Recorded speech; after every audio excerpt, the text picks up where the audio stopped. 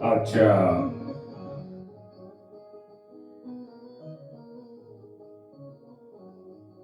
कथेच्या भागामध्ये सुखदेव हे राजा परीक्षितांना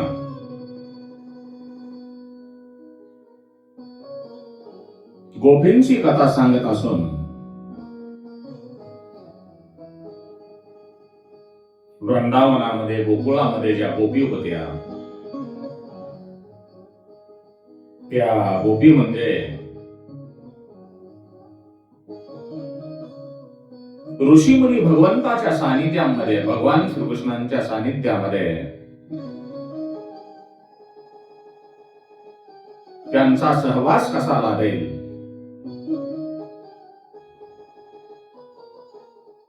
यासाठी प्रयत्नशील आहेत. कारण हजारो वर्ष तपश्चर्या करून सुद्धा जो परमात्मा भेटत नाही आणि तो सहजरित्या जर उपलब्ध होत असेल तर त्याची भेट कोण घेणार नाही. भगवंतांनी भगवान श्री हरी नारायण यांनी पृथ्वी तलावर श्रीकृष्ण रूपामध्ये अवतार घेतल्यानंतर त्यांच्या सोबतच ऋषींनी सुद्धा गोपींच्या रूपामध्ये वृंदावनामध्ये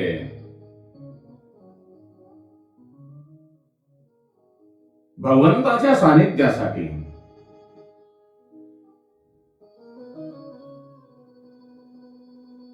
देह धारण केलेला असून गोपी रूपामध्ये त्या भगवंताच्या सहवासाचा आनंद घेत आहेत. त्या गोपींची कथा आज आपण आजच्या भागामध्ये पाहणार आहोत. त्यांच्या चरित्रावर प्रकाश टाकणार आहोत. गोपी म्हणजे या साधारण स्त्री नव्हत्या.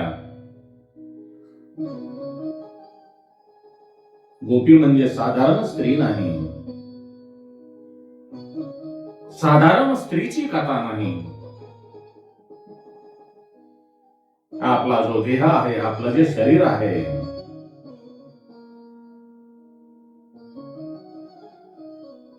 ते नष्ट झाल्यानंतर जी आपल्या देहाची आपल्या शरीराची अवस्था होते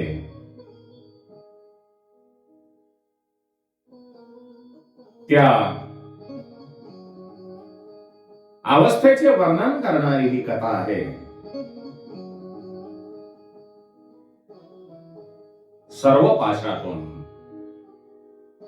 म्हणजे सर्व बंधनातून मुक्त झाल्यानंतर जी अवस्था होते त्या अवस्थेचे वर्णन करणारी ही गोपी कथा असून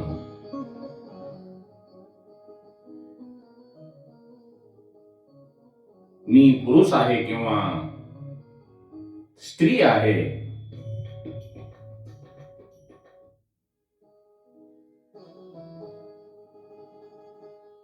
ज्या वेळेला हा देह विसरतो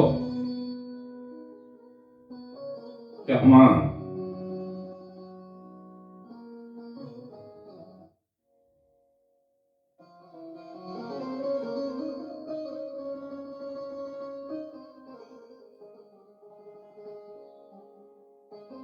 आपल्या शरीराचे देहाचे भान राहत नाही.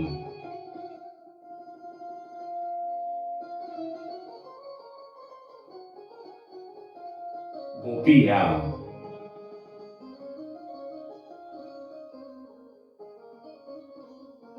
बालकृष्णाच्या सहवासामध्ये असताना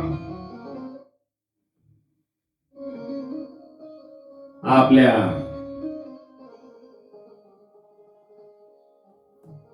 इंद्रियाद्वारा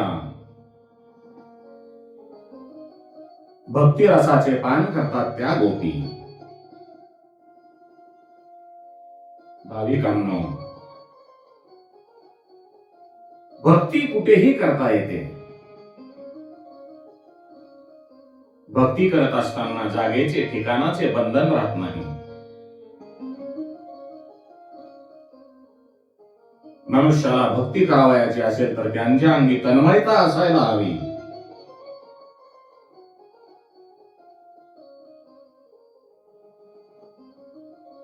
मी स्त्री आहे, मी पुरुष आहे,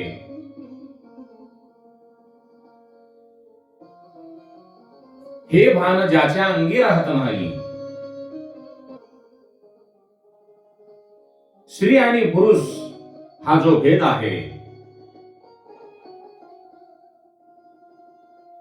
तो ज्यांच्या अंगी नाही म्हणजे भक्ती.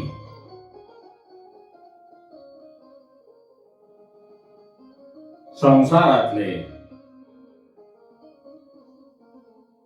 कोणत्याही प्रकारचा भोग न भोगता ज्याला किंवा जिला वैराग्य प्राप्त होते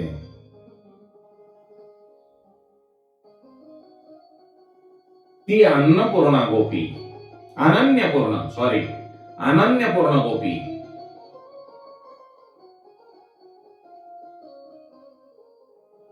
आणि हजारो वर्षाची तपश्चर्या करून सुद्धा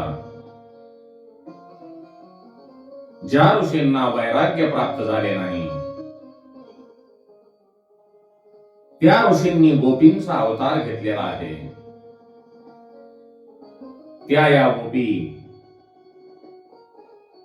बालरूपातील श्रीकृष्णांच्या सहवासामध्ये आनंद घेत आहेत.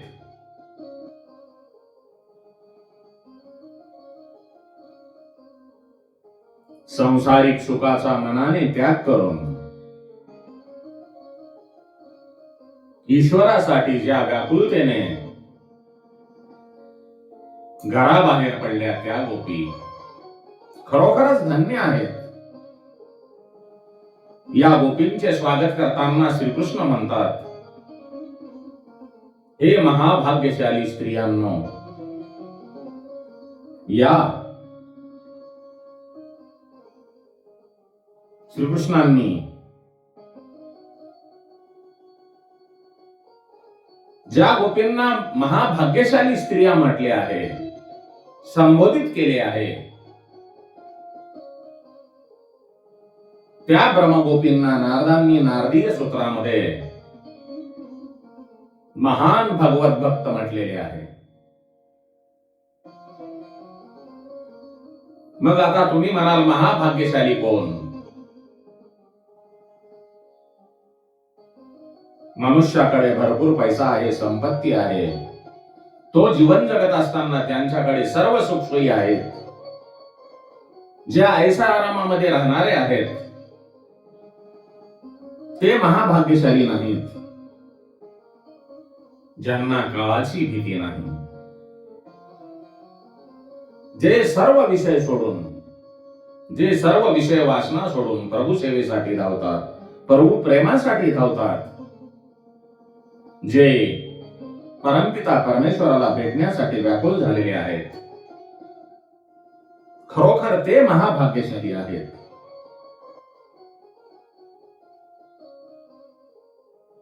ईश्वर प्रेमासाठी व्याकुळ झालेल्या अशा गोपींनाच, अशा जीवांनाच भगवान श्रीकृष्णांचे स्वर ऐकू येतात, बासरींचे स्वर ऐकू येतात. बासरूचे स्वर ऐकू आल्यानंतर गोपी आपले देहभान विसरून श्रीकृष्णांना भेटायला जातात. तेव्हा श्रीकृष्ण त्यांना विचारतो, हे गोपींनो, तुम्ही धावत का आलात? वृंदावनावर काही संकट आले तर नाही ना? का वृंदावनातील रात्रीची शोभा पाहण्यासाठी तुम्ही बाहेर पडला आहात?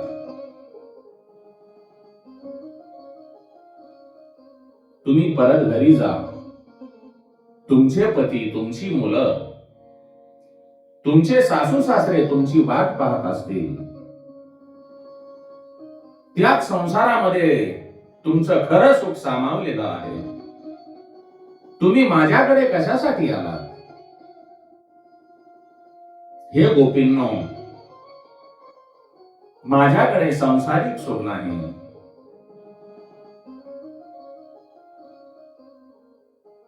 बाबांनो, ईश्वर सहज भेटण्यासारखी वस्तू नाही.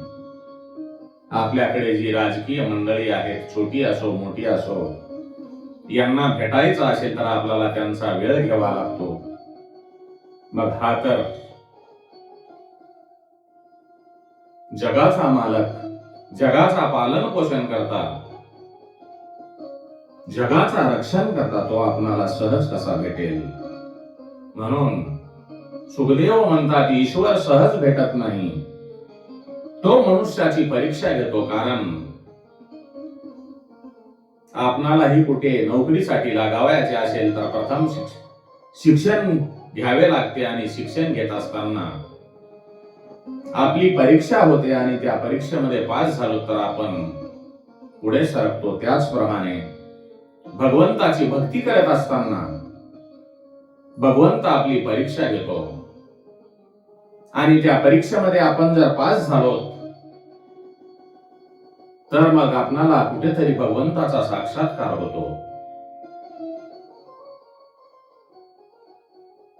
म्हणून श्रीकृष्ण म्हणतात,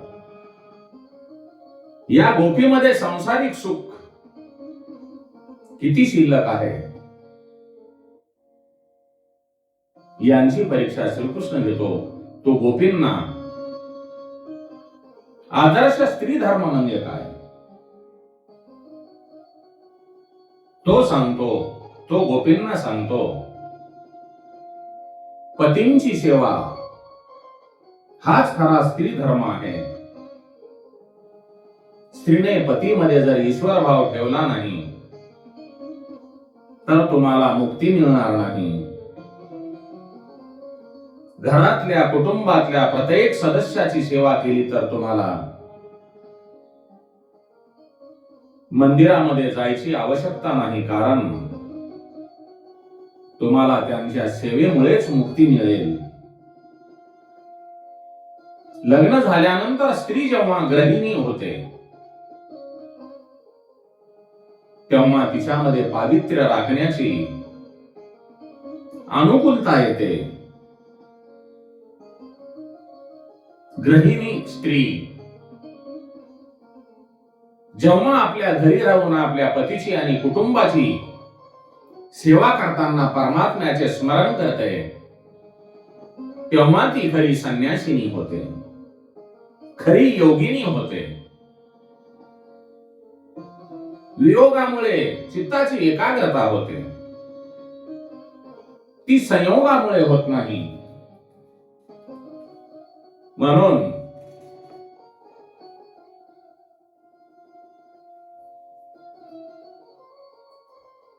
जी सती अनुसया, आत्रि ऋषींची धर्मपत्नी, त्यांचा जो पतिव्रता धर्म होता तो अलौकिक होता. ब्रह्म, विष्णू आणि महेश या तिघांना अनुसया मातेमुळेच बालकरूप प्राप्त झाले. यावरून आपण लक्षात ठेवा, पतिव्रता धर्म किती श्रेष्ठ आहे हे सांगण्यासाठी आणखी एक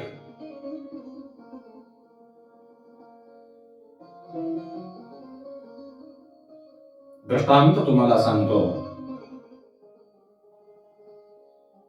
एकदा एका पतिव्रता स्त्रीचा पती बाहेरगावी गेल्यानंतर तो काम करून थकलेल्या अवस्थेमध्ये घरी येतो आणि आपली जी धर्मपत्नी आहे तिच्या मांडीवर डोके ठेवून झोपतो. त्याच वेळी तिचा लहानसा मुलगा खेळत खेळत ज्या चुलीमध्ये अग्नी प्रज्वलित असतो त्या चुलीपाशी जातो. चुलीमधील अग्नीमुळे आपला मुलगा भाजेल असे तिला वाटते, परंतु आपल्या मांडीवर आपले पती परमेश्वर झोपलेले आहेत. त्यांना उठवणे म्हणजे हे सुद्धा पाप आहे. तेव्हा ती अग्निदेवांचा धावा करते, प्रार्थना करते आणि तशीच आपल्या पतीची झोपमोड न करता पतिव्रता धर्माचा आदर्श राखत बसून राहते. मुलगा अग्नीजवळ जातो आणि अग्नीशी खेळतो, परंतु त्याला अग्नी काहीही त्रास देत नाही, अग्नीची ऊब त्याला लागत नाही. कारण अग्निदेव हे शीतल पाण्यासारखे झालेले आहेत. कारण एका पतिव्रता स्त्रीने अग्निदेवांची प्रार्थना करून अग्नीला शांत केलेले आहे. अग्नीला शांत करणे हे सोपे नाही, परंतु एका पतिव्रतेची प्रार्थना करून ऐकून अग्निदेव शांत झालेले आहेत. हा पतिव्रता धर्माचा प्रभाव आहे. म्हणून अग्निदेव म्हणतो, या पतिव्रता स्त्रीच्या मुलाला दुखावले तर ते योग्य होणार नाही.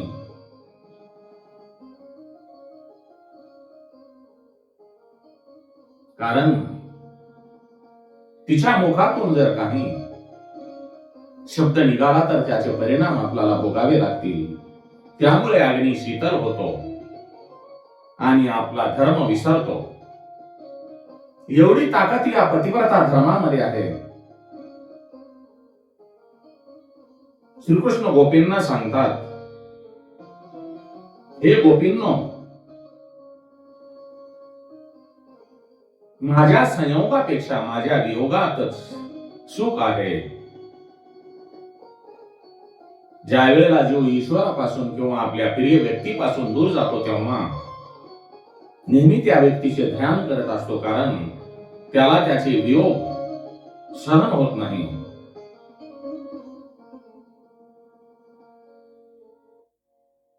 श्रीकृष्ण गोपींना सांगतो, तुम्ही तुमच्या घरी जा. तुमचे माझ्यावरील जे प्रेम म्हणजे आत्म्याचे परमात्म्यातील प्रेम आहे, ह्या प्रेमाचा आत्म्याशी संबंध आहे, शरीराशी काहीही संबंध नाही. आत्म्याचा कोणताही धर्म नाही, आत्म्याला कोणताही धर्म नसतो. या आत्म्याला कोणीही पिता नाही आणि मनुष्याच्या आत्म्यावर कोणाचेही बंधन नाही. तेव्हा गोपी श्रीकृष्णांना विनवतात, हे श्रीकृष्णा, तू पतित पावन आहेस, दयेचा सागर आहेस. या विश्वासाने आम्ही तुझ्याकडे आलो आहोत.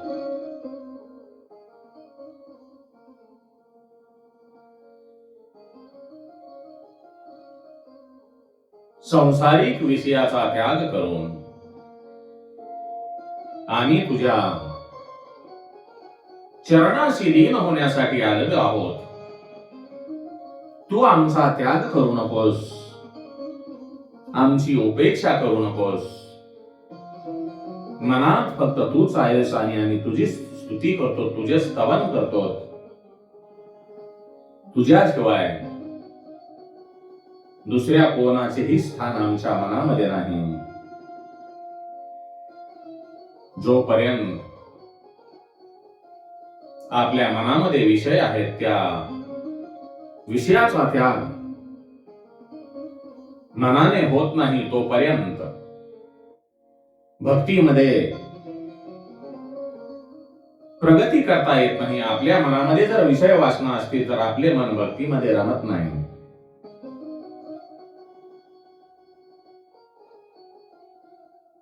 मनाने त्याग करणे आणि त्याग केला असे भासवणे हा दंभ आहे, खोटेपणा आहे. आपल्या मनाची शक्ती इतकी मोठी आहे की तुमचे मन काय विचार करते, कसा विचार करते, ते कुठे आहे, हे महत्वाचे आहे. आपले शरीर कुठेही असले तरी मनाने परमेश्वराचा विचार होत असेल तर भक्ती सहज साध्य होते. शरीर कुठेही जाऊ द्या, पण मनाने परमेश्वराची भक्ती करा.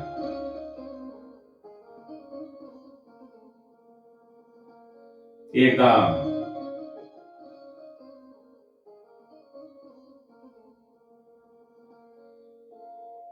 का तुम्ही भगवंताच्या चरणी, भगवंताच्या भक्तीमध्ये लीन झालात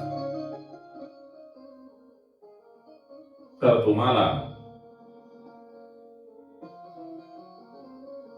भगवंताच्या भक्तीशिवाय काहीही आठवणार नाही. तुम्ही आणि देव, देव आणि भक्त आणि भगवंताचे नाम.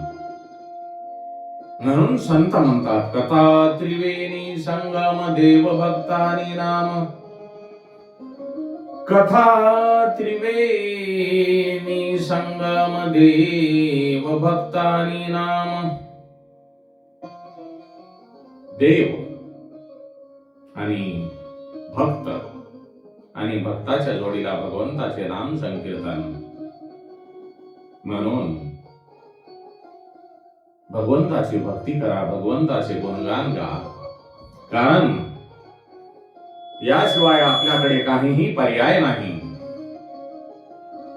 आणि या कलियुगामध्ये भगवंताचे नाम संकीर्तन करणे हाच सरळ आणि साधा उपाय आहे. म्हणून भगवंताचे भजन करावे, भगवंताचे नाम संकीर्तन करावे.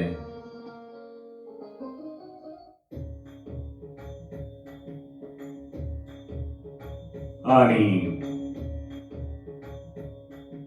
भगवंताचे नाम संकीर्तन करत असताना भगवंताकडे एकच विनंती करावी, हे भगवंता,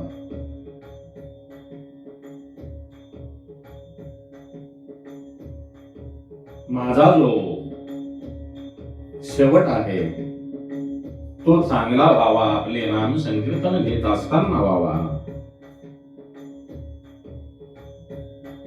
म्हणून संत मंडळी म्हणत असतात,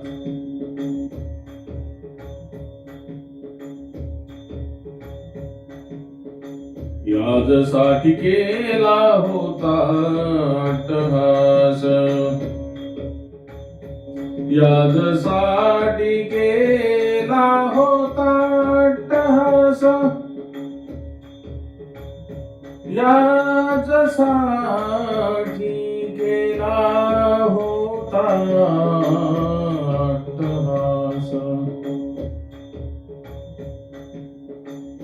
शेवटीचा दिस गोड व्हावा,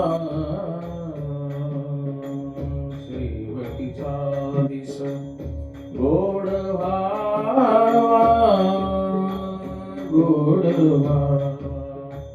यासाठी केला होता अट्टहास, शेवटीचा दिस गोड व्हावा, शेवटीचा दिस गोड व्हावा.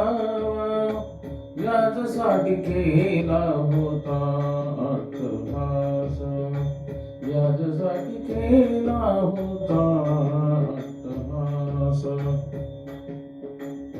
भगवान श्रीकृष्ण गोपींना सांगतात, हे गोपींनो,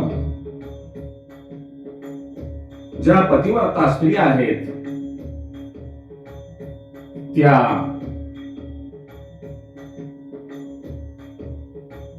घरी राहूनच पतीची आणि कुटुंबाची सेवा केल्यानंतर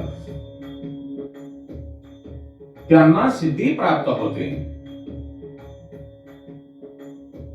पुरुषापेक्षा स्त्रीला सिद्धी सुलभ आहे. आपल्या घरी राहून प्रत्येक जीवांना ईश्वर रूप समजून, ईश्वर रूप मानून त्यांची जर आपण सेवा केली तर तुम्हाला माझी सहज प्राप्ती होईल. जी पत्नी स्वतःच्या पतीची सेवा ईश्वर मानून आपल्या पतीला ईश्वर समजून करते,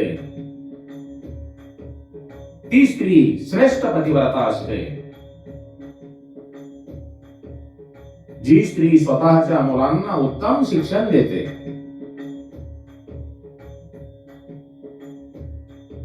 ती स्त्री माझी उत्तम सेवा करते. स्त्रीने पतीची सेवा केल्यानंतर तिची चित्तशुद्धी होते. हे खरे आहे. आणि चित्तशुद्धी झाल्यानंतर परमात्मा प्राप्ती, चित्तशुद्धी झाल्यानंतर परमात्मा प्राप्ती होते असे बाल रूपातील श्रीकृष्ण गोपींना सांगतात. म्हणून स्त्रियांनी आपले पती परमेश्वर आणि कुटुंबातील जे सदस्य आहेत त्यांना ईश्वर समान समजून, त्यांना ईश्वर मानून त्यांची सेवा करावी. म्हणजे आपणाला सहजरित्या भगवंताची प्राप्ती होईल. श्रीराम जय राम जय जय राम. श्रीराम जय राम जय जय राम. श्रीराम जय राम जय जय राम. ओम नमो भगवते वासुदेवाय नमः.